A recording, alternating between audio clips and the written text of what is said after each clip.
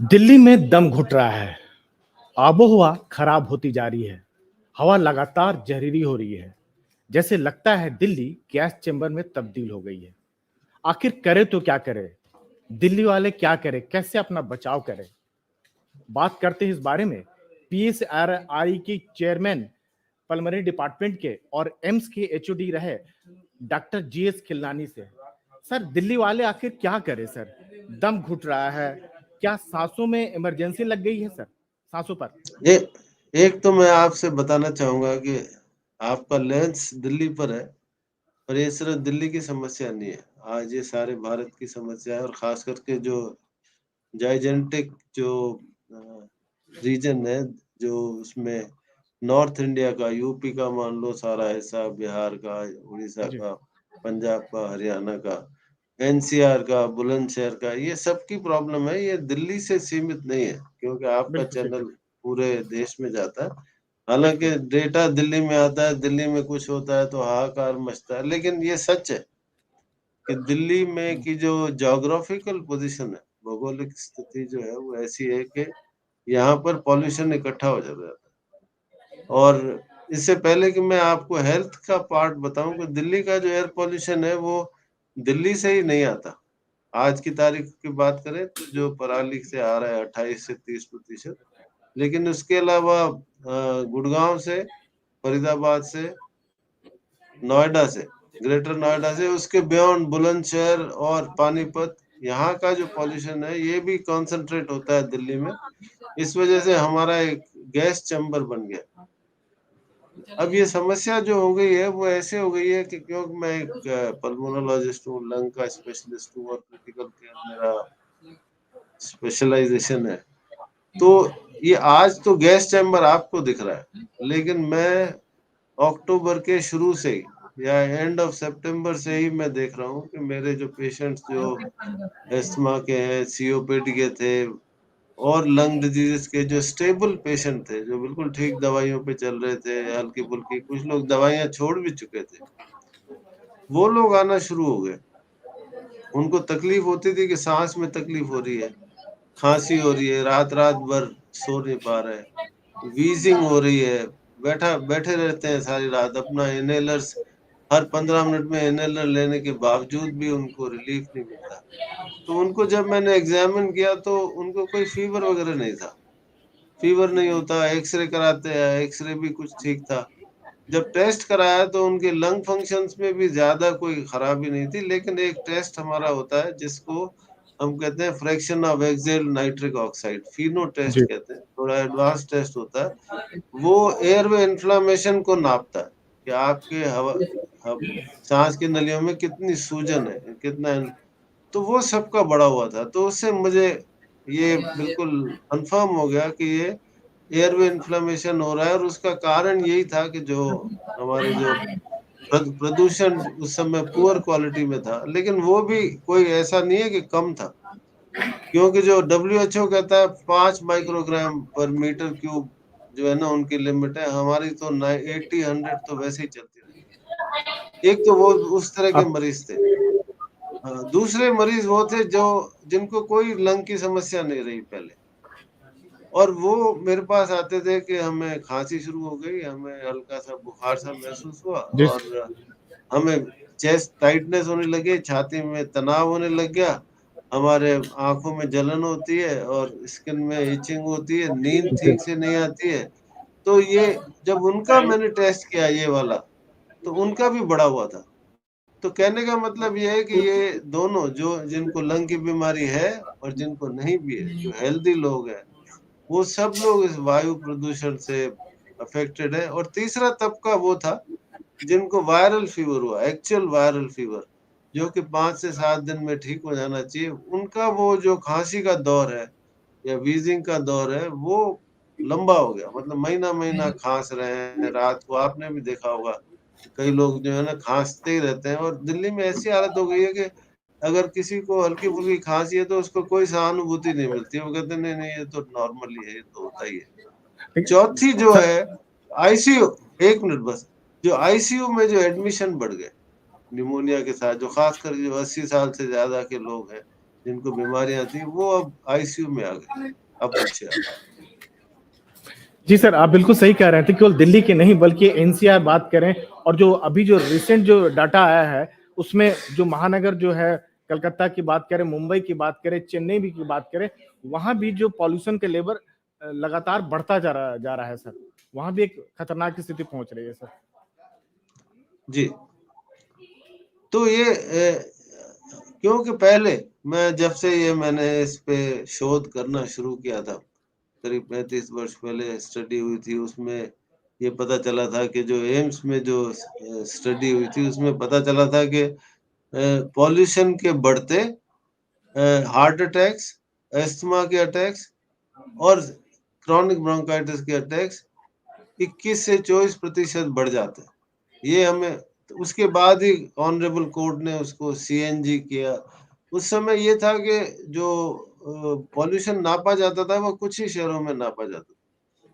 कलकत्ता में नापा जाता था, कानपुर में नापा जाता था, दिल्ली में। लेकिन अब ये क्योंकि सैटेलाइट के ज़रिए पॉल्यूशन का जो मेजरमेंट और वैसे भी पॉल्यूशन कंट्रोल बोर्ड ने जगह-जगह मशीनें लगा रखी हैं, तो हमें पता चलता है कि पॉल्यूशन सिर्फ दिल्ली में नहीं है, ये पूरे पूरे देश में है। इवन बम्बई, जिसको कि इम्यून माना जाता था कि जहाँ पर भाई समुंदर है, वहाँ की हवाएं चलती हैं तो पॉल्यूशन बह जाता है, वो सच है।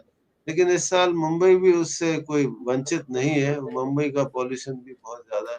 कलकत्ता, कानपुर, पटना, हैदराबाद, बेंगलोर, यहाँ पर चेन्नई, जैसे आपने कहा मेट्रो में, यहाँ पॉल्यूशन बहुत ज्यादा है। तो ये पूरे देश की प्रॉब्लम है। और ये जो शिकागो स्टडी जो अभी आई 1 महीना जी। पहले, जो कि एक हम आई ओपनर थी हमारे लिए, कि जो पूरे भारत का जो जीवन काल है, जो बच्चा आज पैदा होता है उसका जीवन काल 5.3 साल कम हो जाता है, और दिल्ली का तो 11.9 साल। 11 तो साल ये बताया गया एक, जी।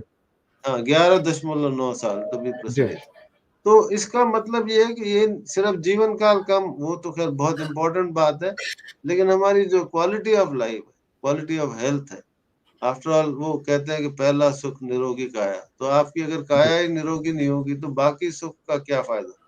तो बहुत तरह की बीमारियां होती हैं, और ये आपके माध्यम से मैं बताना चाहता हूँ कि ऐसा नहीं है कि हमें खांसी होती है और गला खराब होता है और सांस फूलती है, छाती में तनाव होता है, यही होता है पॉल्यूशन की वजह से।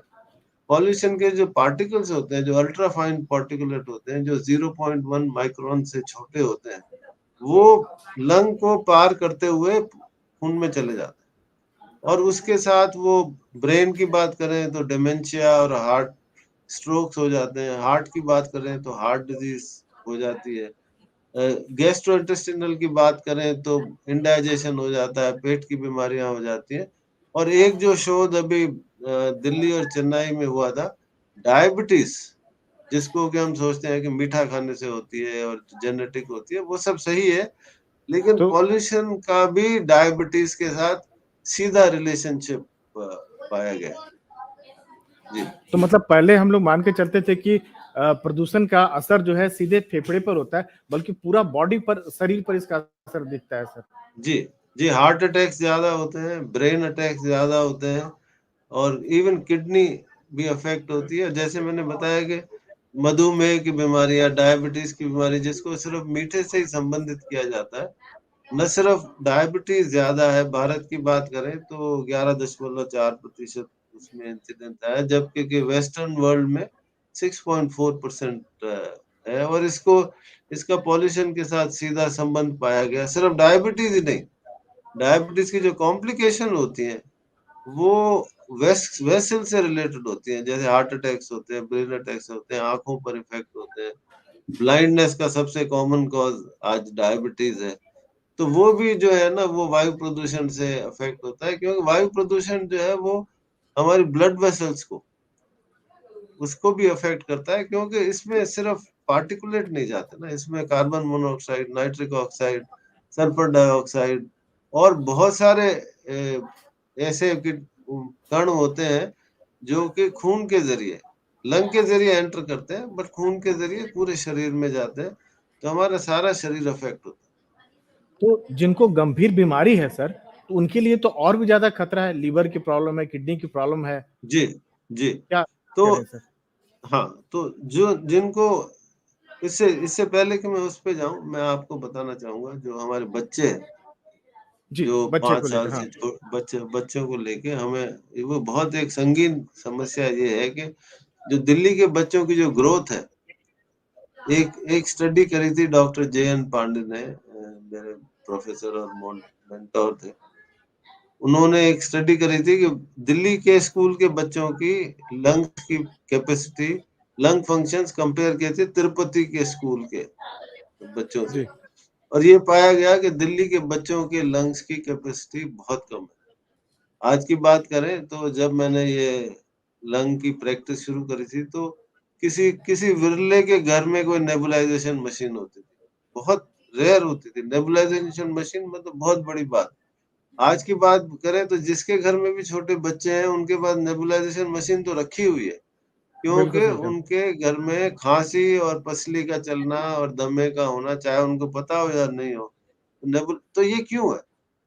वो इसलिए है कि हमारे जो बच्चे हैं, उनके जो लंग्स होते हैं वो नाइव होते हैं, नए-नए होते हैं, बिल्कुल जो है ना फ्रेश।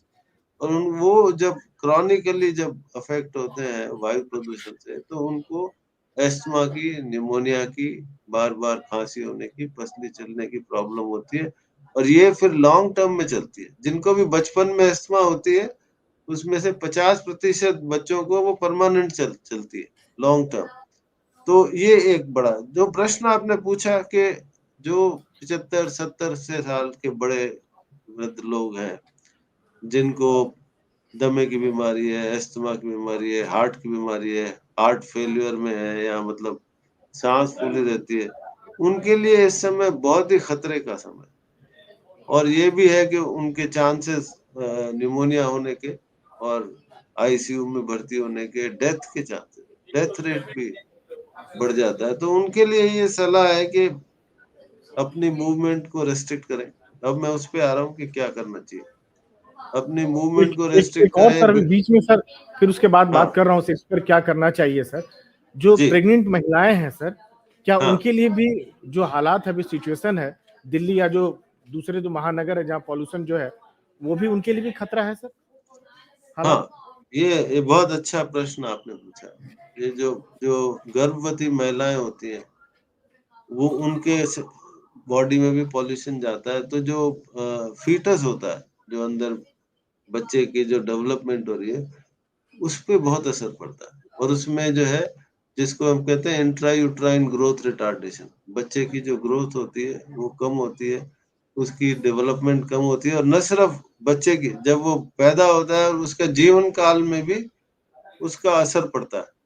तो ये बहुत अच्छा प्रश्न आपने एक्चुअली पूछा, कई बार हम इसको नहीं छूते हैं, लेकिन गर्भवती महिलाओं के लिए भी ये बहुत हार्मफुल होती है। इवन जो फर्टिलिटी होती है, मतलब जो मैं उसके पहले की बात कर रहा हूँ, इनफर्टिलिटी का कॉज, स्पर्म की जो क्वालिटी का, उस पे भी इसका इम्पैक्ट। जी, तो सवाल उठता है कि सर क्या करें? बच्चे जो है कैसे उनका ध्यान रखा जाए, कैसे केयर किया जाए बच्चों का, बुजुर्गों का, खास तौर से जिनको गंभीर बीमारी है, महिलाएं जो प्रेग्नेंट जो महिलाएं हैं, कैसे, चूंकि रहना तो यही है सर, या यहाँ से कैसे हाँ, मूव करें, मतलब क्या करें सर? हाँ, एक तो मैं ये कहूँगा कि जो जो अफ़ोर्ड कर सकते हैं, जी, कई मेरे पेशेंट हैं जो अपर क्लास में होते हैं, उनके पास कोई विकल्प होता है, या जिनके पास बीमारियाँ, जिनको हेल्दी नहीं, जिनको लंग की सीवियर बीमारी है, जो ऑक्सीजन पे रहते हैं या हार्ट फेल्योर के होते हैं, वो एक्चुअली कई सालों से मैं देखता हूँ। मैं एम्स में भी था और यहाँ भी, तो वो पहले तो दिवाली के टाइम पे ही जाते थे। लेकिन अब वो जो है ना, ये टाइम आते ही अपना गोवा में, जिनके पास ये सुविधा है, वो बहुत छोटा तबका है जिनके पास, गोवा में, हिमाचल प्रदेश में, जो क्लीनर एरिया में, कई लोग विदेश भी चले जाते हैं कि भाई ये टाइम यहाँ रहने लायक नहीं है। कई लोग जो सोचते हैं कि विदेश में काम करते हैं, जो सोचते हैं कि हमें इंडिया में आके सेटल होना चाहिए, तो वो अब दिल्ली की तरफ रुख नहीं करते, क्योंकि इनको, लेकिन जो क्या करें, जो मॉर्निंग टाइम होता है, सुबह का टाइम, जो जो मिडिल, स्मॉग, धुंध जब हाँ, होती है, धुंध जब होती है, उस समय जो एयर पोल्यूटेंट्स होते हैं वो नीचे लेवल पे रहते हैं, ब्रीदेबल लेवल पे रहते हैं। जैसे ही धूप आती है तो वो इन्वर्जन होता है, वो ऊपर चले जाते हैं। तो जो आपने प्रश्न पूछा है कि सुबह के टाइम पर मॉर्निंग वॉक बिल्कुल ना करें, वो आपको फायदा कम और नुकसान ज्यादा करता है। और इसका प्रमाण ये है कि एक ऑक्सफोर्ड स्ट्रीट पे इंग्लैंड में एक स्टडी हुई थी, बहुत कुछ रीसेंट स्टडी है। तो उन्होंने 60 साल के बड़े लोगों को ऑक्सफोर्ड स्ट्रीट पे पैदल चलवाया, ब्रिस्क वॉक कराया, और उनको उसके इमीडिएट बाद उनके लंग फंक्शन, जो स्पायरोमेट्री हम कहते हैं ना, मशीन में फूंक मार के, वो टेस्ट किया उनको वॉक कराने के बाद, और उनके ब्लड भी टेस्ट किया कि ब्लड में जो मार्कर्स होते हैं पोल्यूशन के, तो ये देखा गया कि उनके जो लंग फंक्शन कम हो गए वॉक करने से। उन्हीं लोगों को उन्होंने फिर पार्क में वॉक कराया, एक हाइड पार्क है लंदन में बहुत बड़ा, वहां पर वॉक कराया और उसमें देखा कि उसमें इम्प्रूवमेंट हो गया। तो ये एक ठोस प्रमाण हमारे पास आया कि अगर आप प्रदूषण के टाइम पर वॉक करते हैं तो आपके लंग फंक्शन खराब हो जाते हैं, आपके ब्लड में पॉल्यूटेंट्स की मात्रा बढ़ जाती है, और इसका बहुत बड़ा इम्प्लीकेशन है। और साइंटिफिकली मैं कहूँ कि जब भी हम दौड़ लगाते हैं तो हमारी जो एयर जो हम लेते हैं, हम हर सांस के साथ करीब आधा लीटर हवा अंदर जाती है, और 1 मिनट में करीब 8 लीटर हवा अंदर जाती है। तो जब हम दौड़ लगाते हैं तो वो 5 गुनी हो जाती है, तो 5 की जगह 40 लीटर हवा जाएगी। और जब दौड़ लगाते हैं तो मुंह खुल जाता है, तो नाक में हमारे एक फिल्टर होता है जो काफी कुछ पॉल्यूशन से बचाव करता है। तो जब आप मुंह से सांस लेते हो तो वो सीधा फेफड़े में जाता है। तो ये कारण है कि हम कहते हैं कि सुबह आप वॉक नहीं करें। जिनको, जो लोग रिटायर्ड हैं, जो दिन में जा सकते हैं, जो अगर धूप आती है तो वो भी कभी-कभी आती है दिल्ली में। अगर धूप अच्छी खिली हुई है, उस समय आप सैर करें, उस समय जाएँ। और दूसरी बात है कि जो भीड़-भाड़ के इलाके हैं, जैसे बिज़ी मार्केट्स होते हैं, दिल्ली में बड़े सारे मार्केट है, अभी फेस्टिव सीज़न चल रहा है, पैर रखने की जगह नहीं है। वो बहुत खतरनाक जगह होती है इनके लिए। एक तो वहाँ पर पॉल्यूशन का लेवल बहुत ज़्यादा होता है, चांसेस ऑफ इन्फेक्शन भी बहुत ज़्यादा होते हैं, और जो इंटरसेक्शंस होते हैं जहाँ पर ट्रैफिक जाम हो जाता है, जैसे मैं अपनी बात करूँ तो जैसे मैं घर जाता हूँ, सुबह मैं 10 मिनट में पहुँच जाता हूँ, शाम को कभी-कभी मुझे आधा घंटा लगता है, क्योंकि वो एक ट्रैफिक लाइट पे मुझे 10-10 मिनट रुकना पड़ता है। वो जगह बहुत खतरनाक होती है कि आप उस वहाँ उस लेवल पे जो एयर पॉल्यूशन है वो बहुत ज़्यादा होता है। साइंस की बात करूँ तो जैसे-जैसे इंटरसेक्शन से आप 10 मीटर जाएँ, एयर पॉल्यूशन थोड़ा कम होगा, 50 जाएँ और कम होगा, 100 जाएँ और कम होगा। तो वो डिस्टेंस के साथ वो कम होता जाता है। तो कहने का मतलब ये है कि भीड़-भाड़ वाले एरिया में ना जाएँ। जो एल्डरली हैं वो निमोनिया का और फ्लू का वैक्सीन पीरियोडिकली लगाएँ, उससे एटलीस्ट निमोनिया से आपको बचाव मिलेगा। दूसरी बात, आप नेक्स्ट, मेरे को पता है आप मास्क के बारे में पूछेंगे। नहीं सर, इससे एक लगा हुआ सवाल है, जुड़ा हुआ सवाल है। तो आप कह रहे हैं कि अगर पॉल्यूशन के लेवल जहाँ बढ़ा हुआ है महानगर में, वहाँ कम से कम सुबह शाम वॉक करने के लिए नहीं जाए, क्योंकि पॉल्यूशन के सुबह, नीचे आ जाता है सुबह ठंड मौसम में। स्पेशली तो सुबह। क्या सुबह, तो क्या ऐसे लोग फिजिकल फिटनेस के लिए घर में योगा करें हाँ, घर में, या हाँ, घर हाँ, में बेहतर है। उससे भी फायदा घर होता में है सर? बेटर है। हाँ, जी हाँ, घर में करना बेटर है as compare to the early morning. बिल्कुल 100% से वो नहीं होता, लेकिन शारीरिक व्यायाम का अपना एक फ़ायदा होता है। तो इसलिए वो घर पे जो है ना, ब्रिस्क वॉक कर सकते हैं, जो भी एक्सरसाइज़ वो करना चाहें वो कर सकते तो क्या अब जो हालात जो इतना बिगड़ रहे हैं सर, पॉल्यूशन की बात करें तो आप मास्क पर आ रहे थे सर, तो फिर से हैं। वो हाँ। मास्क हर लोगों को पहनना क्या अनिवार्य करना चाहिए कि अभी टाइम है सर? हाँ, देखिए ऐसा है कि इसी टेलीविज़न पे और इसी जगह पे हम ज़ोर-ज़ोर से बोले 3 साल तक, कपड़े का मास्क लगा लो, सर्जिकल मास्क लगा लो, रुमाल जी, बाँध लो तो आप कोविड से आपको बचाव मिलेगा। वो सही बात कोरोना थी। काल में। आज भी, कल भी एक स्टडी आई है कि जहाँ-जहाँ मास्क पहना गया वहाँ कोविड कम हुआ। लेकिन अनफॉर्च्यूनेटली जो नॉर्मल कपड़े का मास्क होता है, या जो अ, 3 प्लाई मास्क, जो सर्जिकल मास्क जो 2-4 रुपए में मिल जाता है, वो उसका पॉल्यूशन के लिए कोई फ़ायदा नहीं। जो WHO की बात करें, वर्ल्ड हेल्थ ऑर्गेनाइजेशन की जो रिकमेंडेशन है, जेनेवा में मीटिंग हुई थी, उसका मैं एक हिस्सा था, फिजिकली वहां प्रेजेंट था।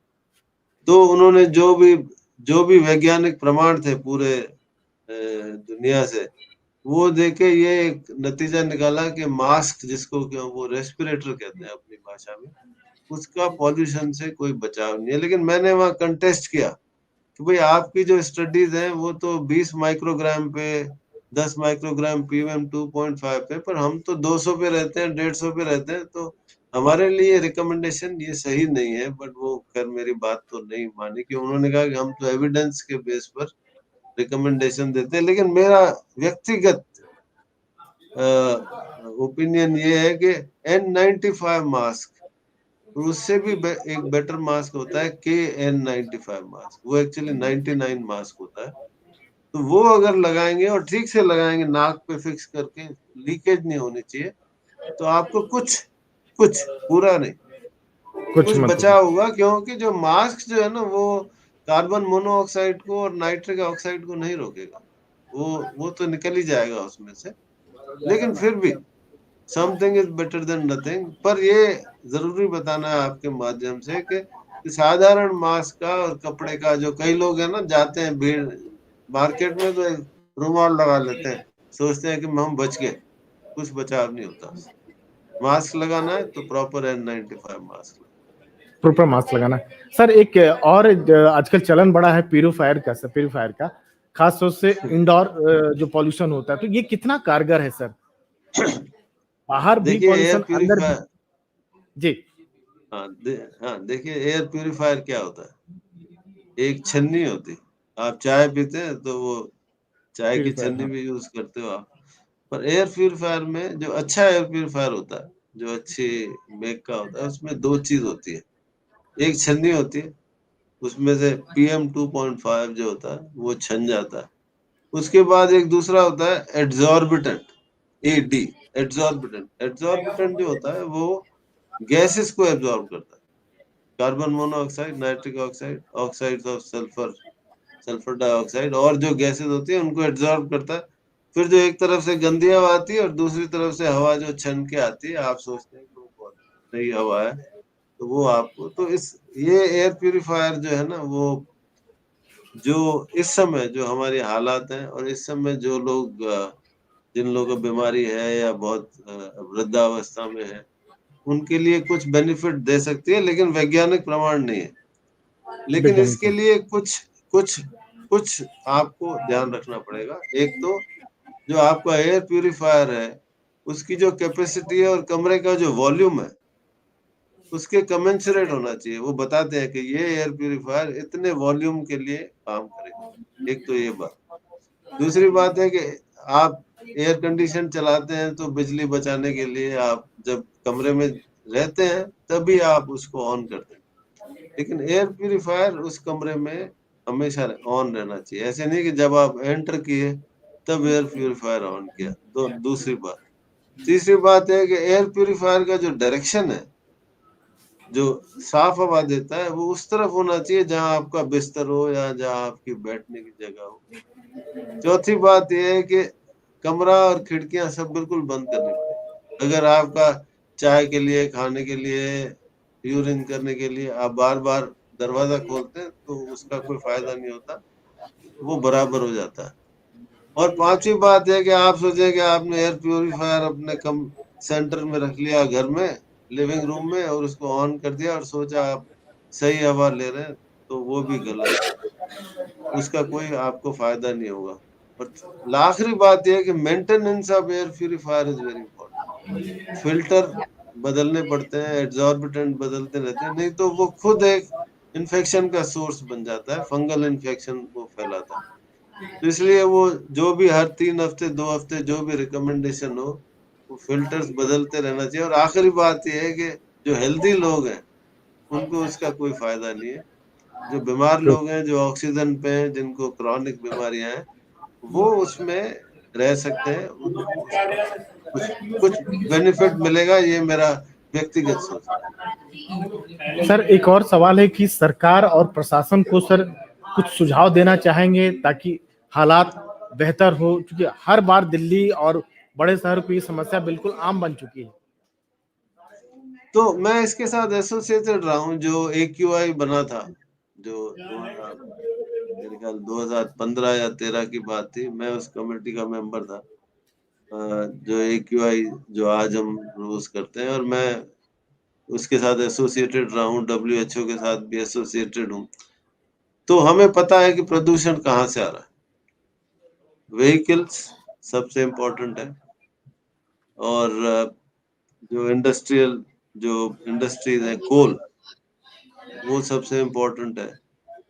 जो पराली है वो तो पीरियोडिकल है, टेम्पररी है। उसके अलावा अनऑर्गेनाइज कंस्ट्रक्शन, वो सबसे इम्पोर्टेंट है। तो हम अगर बात करें सबसे पहले व्हीकल्स की, तो कैलिफोर्निया में जो अमेरिका का स्टेट है, 100 साल पहले इतना ही एयर पोल्यूशन था जितना हमारे यहाँ अब होता है। बहुत खराब हालत थी, ट्रैफिक जैम भी होते थे। लेकिन 100 साल के अंदर ये हुआ कि उनकी जो नंबर ऑफ व्हीकल्स थे वो 10 गुना बढ़ गए। पॉल्यूशन 10 गुना से भी ज्यादा कम हो गया, क्योंकि उन्होंने अपने इंजन पे और फ्यूल पे स्ट्रिक्ट कंट्रोल रखा, बिल्कुल स्ट्रिक्ट। वहां अगर कोई इंजन सही नहीं है तो वो रोड पे नहीं आ सकता। एक तो ये बात। तो फ्यूल क्वालिटी, हालांकि भारत 6 फ्यूल आ चुका है, इंजन आ चुके हैं, लेकिन कितने परसेंट गाड़ियां उस पे चल रही हैं, कितना फ्यूल का एडल्ट्रेशन है, और कितनी फॉल्टी इंजन हमारे शहर में चल रहे हैं। ऑटो रिक्शा धुआं, बिल्कुल चिमनी की तरह धुआं फेंकते हुए चलते हैं। तो एक तो सबसे ज्यादा इस पे इम्प्लीमेंटेशन, रूल्स बने हुए हैं, कानून बने हुए हैं। आज भी आप कल का आप अखबार पढ़ेंगे तो वो कहेंगे कि वो ग्रैप ने अपना बिल्कुल। रिकमेंडेशन तो दे दी है, लेकिन कंस्ट्रक्शन चले जा रही है, गाड़ियां चली जा रही हैं, धुआं फेंकी जा रही है। एक तो ये बात। दूसरा जो अच्छी चीज हो रही है कि जो इलेक्ट्रिकल व्हीकल्स आ रहे हैं दिल्ली में, अब जो गाड़ियां आ रही हैं 10 से 13% जो है ना, वो इलेक्ट्रिकल व्हीकल्स हैं, वो इम्पोर्टेंट। लेकिन समझना है कि इलेक्ट्रिकल व्हीकल बिजली से चलते हैं। बिजली कहाँ से आती है? बिजली आती है कोल से। जो व्हीकल के अलावा जो वायु प्रदूषण है, वो पावर प्लांट से बहुत आता है, बहुत ज्यादा प्रोपोर्शन। तो आप बिजली खर्च करेंगे और बिजली प्रोड्यूस करेंगे अगर कोल से, तो फिर आप क्या कर रहे हैं? तो उसका भी वो नुकसान हो रहा है। तो ये सोलर एनर्जी, जो जी। कि एक्चुअली प्रधानमंत्री उसको बहुत प्रमोट कर रहे हैं, तो वो सोलर एनर्जी एक बहुत इम्पोर्टेंट। तीसरा ये है कि जो कंस्ट्रक्शन है, जो बहुत बॉम्बे में जो, मुंबई में जो वायु प्रदूषण बढ़ा, उसका मेन सोर्स बताया गया कि वहां पे खूब कंस्ट्रक्शन हो रही है। तो ऐसा नहीं है कि हर कंस्ट्रक्शन में पॉल्यूशन बढ़ना चाहिए। अगर आप उसको ऑर्गेनाइज करेंगे, प्रिवेंटिव मेजर लेंगे, जब पत्थर काटते हैं तो उसमें पानी बहते रहना चाहिए, पानी स्प्रिंकल होते रहना चाहिए, और उसको कवर करके करना चाहिए। अगर सब कुछ करेंगे तो कंस्ट्रक्शन तो होनी है ना। लेकिन जिस तरह से यहाँ कंस्ट्रक्शन होती है कि वहाँ के जो डीजल से चलती हैं मशीनें, और डीजल का धुआं उड़ता है, और जब मकान टूटते हैं तो उसमें से जो डस्ट निकलती है वो बहुत घातक होती है। मरीजों के लिए भी घातक होती है, वायु प्रदूषण के लिए भी एक घातक पराली को होती है। लेके कहा जाता है कि सर पॉल्यूशन बहुत ज्यादा फैलता है उससे, हालत जो पॉल्यूशन, खराब। पराली का जो कंट्रीब्यूशन है वो पीरियोडिक है।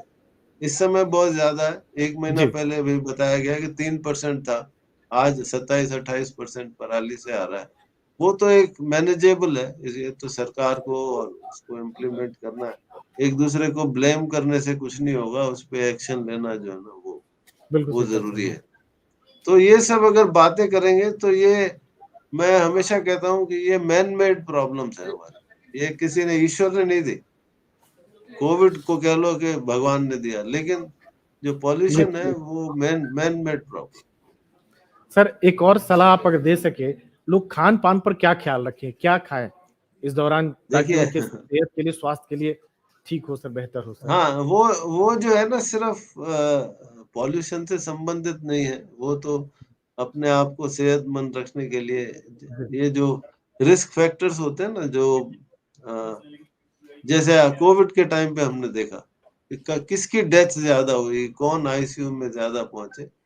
तो एक तो वो लोग जो बहुत मोटे थे, ओबेसिटी जिसको कहते हैं, वो स्मोकिंग सबसे बड़ा रिस्क फैक्टर, अत्यधिक शराब पीना 3, चौथा कि व्यायाम की कमी होना। तो कोविड में एक तो कोविड हुआ ही हमारे साथ, ऊपर से लोगों ने कोविड के नाम के बाहर जाना तो खैर बंद था, पर वो खाना पीना, शराब पीना, स्मोकिंग भी ज्यादा कर दी कि भाई खाली बैठे हुए, डिप्रेशन हो गया, स्लीप डिस्टर्बेंसेस हो गए, तो एक्सरसाइज करना बंद कर दिया। तो मेरी सलाह ये है कि अपने आप को स्वस्थ रखने के लिए पौष्टिक आहार खाएं, हरी सब्जियां खाएं, फ्रूट्स खाएं, अपने वजन को कंट्रोल में रखें। योगा प्राणायाम का बहुत बड़ा रोल होता है अपने मानसिक को और शरीर को ठीक रखने के लिए। एक्सरसाइज करते रहें, नियमित रूप से खाना खाएं, नियमित रूप से सोएं। नींद का बहुत बड़ा रोल होता है इम्यूनिटी में। अगर आपकी आपकी नींद इरेगुलर है, ये वैज्ञानिक की बात करें तो पिछले 100 साल में जो एवरेज आदमी की नींद है वो 1.5 घंटा कम हो गई। आप इमेजिन करें 100 साल पहले जब बिजली नहीं थी तो बत्ती बंद हो गई तो आदमी सो जाते थे। अब तो वो व्हाट्सएप पे और लैपटॉप पे और कंप्यूटर पे और टीवी पे देखते देखते आदमी 1-2 बजा देता है रात को। तो नींद पूरी नहीं हो रही सब लोगों की, और नींद पूरी ना होने से आदमी की इम्यूनिटी भी कम हो। तो समराइज करूं कि अच्छा खाना, नियमित व्यायाम और हरी सब्जियां और अच्छी नींद लें तो अच्छी सेहत रहेगी, तो आपकी इम्यूनिटी ठीक रहेगी। एक अंतिम सवाल से जाते जाते सर बता दीजिए उन लोग के लिए खास तौर से जो जैसे फॉर एग्जांपल हम जैसे लोग हैं, नौकरी पेशा हैं, बाहर निकलेंगे ही, जो हालात आप देख ही रहे हैं, तो समझ ही रहे हैं, दिल्ली और आसपास की बात करें, महानगर की बात करें, तो क्या करें क्या ना करें, क्या एहतियात बरतें जो उनके बेहतर स्वास्थ्य के लिए जरूरी है आज की तारीख में? तो लिमिटेड मूवमेंट रखें, खामखा का मूवमेंट ना रखें। फिलहाल फॉर द टाइम बिंग 15-20 दिन, 1 महीना, जितना भी जो है ना, जैसे मैंने कहा कि काम पे तो सबको जाना है, ये तो धर्म है हमारा, जो ना, मैं अगर अस्पताल नहीं आऊंगा तो कैसे काम चलेगा। तो इसलिए काम पे जाना है, लेकिन मार्केट जो बिजी प्लेसेस हैं वो बहुत घातक होते हैं, उसमें कम जाएं। और बाकी तो जो है ना, आपको अगर दूसरा एक और बात मैं आपको बताना चाहता हूँ एज ए डॉक्टर, कि लोग धड़ाधड़ एंटीबायोटिक लिए जा रहे हैं। खांसी हुई, गला खराब हुआ, एक कोर्स। मेरे पास ऐसे ऐसे पेशेंट आते हैं जो 3-3 कोर्स एंटीबायोटिक लेने के बाद आते हैं कि हम ठीक नहीं हो रहे, अब बताइए हम क्या करें। तो अपने आप को सेहतमंद रखें। अगर आप मोटरसाइकिल चलाते हैं या टू व्हीलर चलाते हैं, अगर आप N95 मास्क पहनते हैं चलाते समय, क्योंकि रोड, जैसे मैंने आपको बताया कि रोड साइड पे मैक्सिमम एयर पॉल्यूशन रहता है, फिर वो बिखरता है साइड में, पर एवरेज तो आप AQI से पता कर ही सकते हैं। तो मोटरसाइकिल चलाते समय N95 मास्क को बांध के चलाएं, और जितना कम ट्रैवल कर सकते हैं इन दिनों उतना कम करें। इंटरसेक्शंस पे कहते हैं गाड़ी का इंजन बंद कर देना चाहिए, ये थोड़ा वैज्ञानिक प्रमाण भी है इसका, वो अगर कर सकते हैं तो वो पब्लिक के लिए अच्छा होगा। पब्लिक ट्रांसपोर्ट को यूज करें और अपने आप को सेहतमंद रखें। और अगर कोई तकलीफ है, अगर आपकी सांस फूल रही है या आपको वीजिंग हो रही है या खांसी हो रही है, तो केमिस्ट पे जाके एंटीबायोटिक ना लें। बिल्कुल सर। और ये कफ, जैसा हाँ, जी, जैसा आप कह रहे हैं सर, ये तो उससे ये लग रहा है कि अगर किसी को अगर आंखों में जलन होती है, छींक आती है, गले में खराश या कोई भी इस तरह की समस्या इन दिनों आती है, तो आप स्पेशलिस्ट डॉक्टर के पास जाएं, दिखाएं, जो सलाह दें, प्रिस्क्रिप्शन दें, उसके बाद दवा लें, जो भी हो दवा दें। ऐसे नहीं देखिए, केमिस्ट के पास ऐसे जाके पूछ। अब हाँ आज की डेट में गला खराब तो सबका हो रहा है, जो जो हम सब की हालत है उसमें मैं भी शामिल हूँ। तो जी गला खराब होना, जुकाम होना, एक एंटीस्टेमिनिक जो कहते हैं ना, कोल्ड की दवाई लेना, उसमें कोई बुराई नहीं है। हर जी आदमी डॉक्टर के पास पहुंच नहीं पाएगा, इतनी सुविधा भी नहीं होती है। लेकिन अगर सांस फूल रही है, अगर सांस फूल रही है, छाती में तनाव हो रहा है या आपको व्हीजिंग साउंड आ रही है, तो ये खामखा के एंटीबायोटिक से कोई फायदा नहीं होगा इस समय, जरूरी है। और ये, और दूसरी बात है, जो एल्डरली है, 70-80 साल के हैं, उनको जरा सी भी सांस में तकलीफ होती है इन दिनों, तो उसको उनको फिर घर में इलाज नहीं करना चाहिए, या जो लोग इनहेलर्स पे हैं, जो कि बहुत बड़ा तबका है आज की डेट में, जी अगर आपको इनहेलर की बार-बार जरूरत पड़ रही है पहले से ज्यादा, तो ये एक वार्निंग सिम्टम है कि कुछ हो रहा है, आपको सलाह लेनी चाहिए। तो सर एनडीटीवी से बात करने के लिए आपका बहुत बहुत धन्यवाद sir. Thank you very much sir. नमस्कार सर। अब उन्होंने मुझे फोन किया तो मैंने कहा देख मैंने भेजा है।